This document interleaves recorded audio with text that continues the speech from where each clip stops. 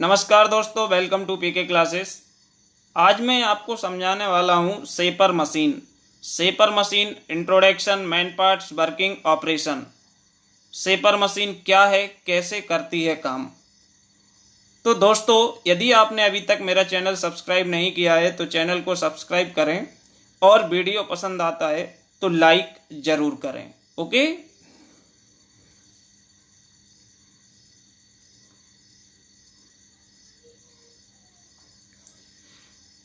तो first introduction में जो शेपर मशीन है यह एक रिसिप्रोकेटिंग टाइप का मशीन टूल है जो रिमूव करता है मटेरियल वर्क पीस से सिर्फ फॉरवर्ड स्ट्रोक में। और इसका जो रिटर्न स्ट्रोक होता है दोस्तों वो आइडियल होता है। उसमें वर्क पीस से कोई भी मटेरियल रिमूव नहीं होता है, कोई भी मटेरियल नहीं कटता है। And shaper machine used for machining flat surface which are horizontal, vertical, angular and irregular। इस तरह के सरफेस की मशीनिंग करने के लिए हम किसका, शेपर मशीन का उपयोग करते हैं। ओके। तो the shaper is a reciprocating type machine tool which remove material from the work piece only forward stroke with the help of single point cutting tool and its return stroke is ideal। इसका जो return stroke है वो ideal है, इससे सिर्फ forward stroke में material कटता है। तो ये हिंदी में भी आपको यहाँ पे दिया हुआ है। ओके। कि शेपर मशीन एक रेसिप्रोकेटिंग प्रकार की मशीन टूल है जिसमें वर्क पीस से सिर्फ फॉरवर्ड स्ट्रोक में मटेरियल कटता है या रिमूव होता है, और जो बैकवर्ड स्ट्रोक है वो खाली जाता है जिसमें कोई भी मटेरियल वर्क पीस से रिमूव नहीं होता है। शेपर मशीन का उपयोग हम horizontal, vertical, angular, flat surface की मशीनिंग करने में करते हैं या फ्लैट सरफेस बनाने में करते हैं। इस मशीन में सिंगल पॉइंट कटिंग टूल का उपयोग किया जाता है। ओके। अब शेपर मशीन का यहाँ पे डायग्राम है। शेपर मशीन है जो, तो शेपर मशीन में यहाँ पे मेन पार्ट्स आपके दिए हुए हैं, base, column, cross rail, table और रैम। तो इसमें जो मेन पार्ट हैं ये शेपर मशीन के यहाँ पे दिए हुए हैं और ये हमारा शेपर मशीन का डायग्राम है। ओके। तो शेपर मशीन में जो बेस होता है, बेस मशीन का बेसिक स्ट्रक्चर होता है जो दूसरे पार्ट को सपोर्ट करता है। जैसे कि आपका कॉलम बेस पे माउंट है। ओके। तो ये जो हमारा बेस है ये हमारा कास्ट आयरन का बना होता है। सेकंड पार्ट है कॉलम। तो जो कॉलम है ये बेस के ऊपर माउंट होता है and contain various driving mechanism like pulley, shaft, motor, different gears. ये सब हमारे किसके, ये कॉलम के अंदर होते हैं जो हमारे इस मशीन को ड्राइव करने के लिए जितने भी मैकेनिज्म की आवश्यकता होती है वो सब इसके अंदर लगे होते हैं। ओके।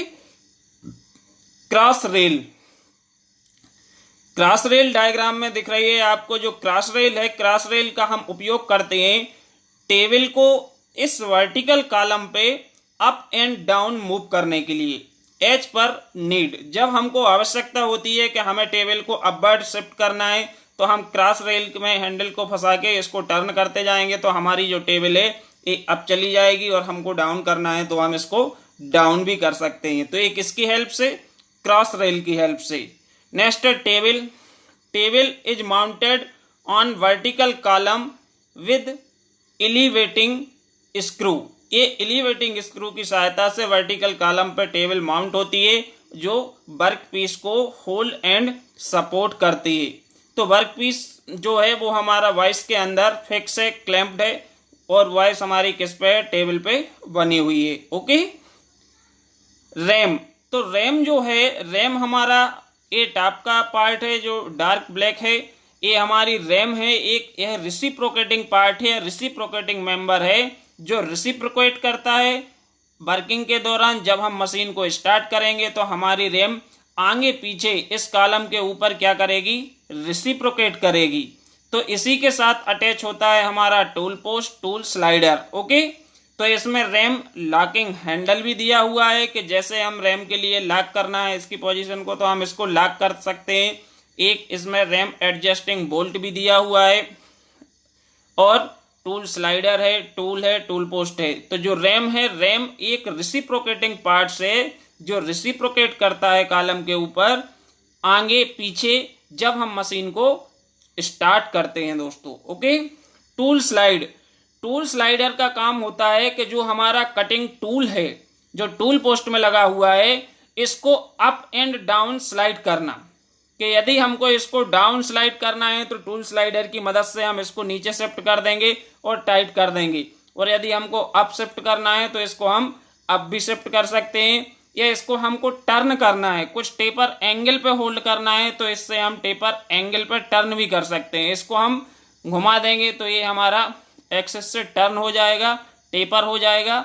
ओके दोस्तों, तो ये हमारा किसका काम है, टूल स्लाइडर। जो टूल पोस्ट है इसके एंड पर बना हुआ है और टूल पोस्ट के अंदर ही हम सिंगल पॉइंट कटिंग टूल्स को होल्ड करते हैं या लगाते हैं। ओके, तो ये हमारे शेपर मशीन के मेन पार्ट्स हैं। अब इसकी वर्किंग, तो वर्किंग में क्या होता है कि जो वर्किंग है, सबसे पहले हम वर्क पीस को मशीन्स की टेबल पे फिक्स करते हैं, जो बॉयस के अंदर क्लैंप कर देंगे, एंड जो हमारा सिंगल पॉइंट कटिंग टूल है इसको हम अच्छे से टूल पोस्ट के अंदर लगा देते हैं। और टूल पोस्ट है जो हमारे रैम के एंड पे क्या होता है, अटैच या माउंटेड होता है। रिसिप्रोकेटिंग, अब इसमें क्या होता है कि जो रिसिप्रोकेटिंग मोशन है हमारा रैम का, यह हम प्राप्त करते हैं क्विक रिटर्न मैकेनिज्म, जिसमें हम यूज करते हैं crank and slotted link mechanism. इस मैकेनिज्म का यूज करके हम उपयोग करके रिसिप्रोकेटिंग मोशन को प्राप्त कर लेते हैं। जब हमारी रैम रिसिप्रोकेट्स करती है तो जो कटिंग टूल्स होता है ये वर्क पीस से संपर्क में आएगा और वर्क पीस से मटेरियल को काटते हुए आगे जाएगा, फिर वापस पीछे आएगा, फिर आगे मूव करेगा। तो इससे क्या होता है कि जो हमारा वर्क पीस है उससे मटेरियल रिमूव होता है या मटेरियल कटता है। लेकिन फॉरवर्ड स्ट्रोक में सिर्फ जब हमारी रैम आगे की ओर फॉरवर्ड मूव करेगी आगे तो मटेरियल वर्क पीस से कटेगा, और जब हमारी रैम वापस आएगी बैकवर्ड स्ट्रोक जो होगा, रिटर्न स्ट्रोक, उसमें कोई भी मटेरियल्स वर्क पीस से नहीं कटता है।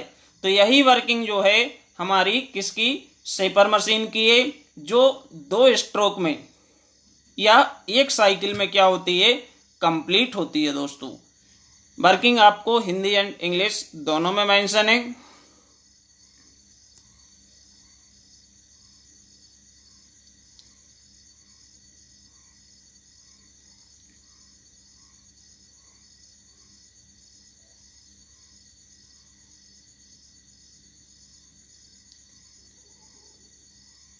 अब हम बात करेंगे कौन कौन से काम हैं, कौन कौन से ऑपरेशन हैं जो हम शेपर मशीन पे परफॉर्म कर सकते हैं।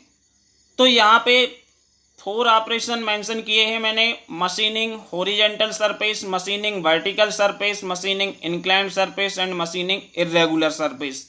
इसके अलावा हम गेयर कटिंग भी कर सकते हैं, गेयर की टीथ भी बना सकते हैं, कीवे या स्लॉट भी हम कट कर सकते हैं। ओके, तो machining horizontal surface, machining vertical surface, inclined और इर्रेगुलर, ये यहाँ पे डायग्राम दिए हुए हैं कौन कौन से ऑपरेशंस हैं। तो ऑपरेशंस में आपका फर्स्ट है मशीनिंग हॉरिजॉन्टल सरफेस। तो दोस्तों जो हमारा हॉरिजॉन्टल सरफेस होता है ये प्लेन होता है, तो इसकी यदि हमको मशीनिंग करना है कि जैसे हमारा सरफेस है इससे हमको मटेरियल को रिमूव करना है, तो हमारा टूल इस पे इस तरह से फॉरवर्ड स्ट्रोक में मटेरियल्स को काटता जाएगा, और जो टॉप सरफेस है इसको हम फ्लैट बना सकते हैं, स्मूथ बना सकते हैं। तो जब हम हॉरिजॉन्टल सरफेस की मशीनिंग करते हैं तो इस ऑपरेशन को बोला जाता है मशीनिंग हॉरिजॉन्टल सरफेस। जैसे कि आपको फर्स्ट एंड सेकंड डायग्राम में दिख रहा है, सेकंड डायग्राम में विथ फीट दिख रहा है मटेरियल कटते हुए, और फर्स्ट डायग्राम में भी आपका मेंशन है। ओके, सेकंड आपका जो है सेकंड मशीनिंग वर्टिकल सरफेस। जैसे हमारा ये जॉब है तो तो इस आपके इस सरफेस की हमको मशीनिंग करना, इस सरफेस की वर्टिकल सरफेस की मशीनिंग करना जो हमें डायग्राम में दिखाई दे रही है। तो इस वर्टिकल सरफेस को हम जब मटेरियल काटेंगे वर्टिकल सरफेस से फिनिशिंग करेंगे, इसको फ्लैट बनाएंगे, तो इस ऑपरेशन को बोलते हैं machining vertical surface. Okay, next है machining inclined surface. Third operation में आपको दो डायग्राम दिख रहे हैं जिसमें आपको अनविल टाइप की बनी हुई है। तो इसमें क्या है, हम इंक्लाइंड टेपर एंगुलर सरफेस की मशीनिंग कर सकते हैं। तो इसमें हमारा जो टूल है, टूल स्लाइडर की मदद से टेपर होल्ड कर लेंगे, जितने डिग्री हमको रिक्वायर्ड है या जितने डिग्री हमको इंक्लाइंड करना है वो हम इंक्लाइंड करके हम इंक्लाइंड सरफेस की भी मशीनिंग कर सकते हैं, उसको भी प्रॉपर साइजिंग में ला सकते हैं। नेक्स्ट है हमारा मशीनिंग इर्रेगुलर सरफेस। इसमें भी हमारे दो डायग्राम दिए हुए हैं जो की वे टाइप का सरफेस है, फर्स्ट कटा हुआ, सेकंड आपको दिख रहा है। तो इर्रेगुलर सरफेस की भी हम शेपर मशीन की सहायता से मशीनिंग कर सकते हैं। इसके अलावा हम गेयर टीथ भी काट सकते हैं। गेयर टीथ जैसे आपका स्पर गेयर है, स्पर गेयर है तो उसकी हमको टीथ बनाना है, तो हम जो गेयर ब्लैंक होगा, जिस ब्लैंक पे हमको टीथ बनाना है उसको मशीन की टेबल के वॉइस में होल्ड कर देंगे और सिंगल पॉइंट कटिंग टूल से हम उस पर क्या टीथ काटते जाएंगे और हमको बार बार उसको टर्न करते जाना होगा, जो ब्लैंक है वो टूल के नीचे आता जाए। ओके, तो ये हमारे शेपर मशीन के ऑपरेशन है। Thank you.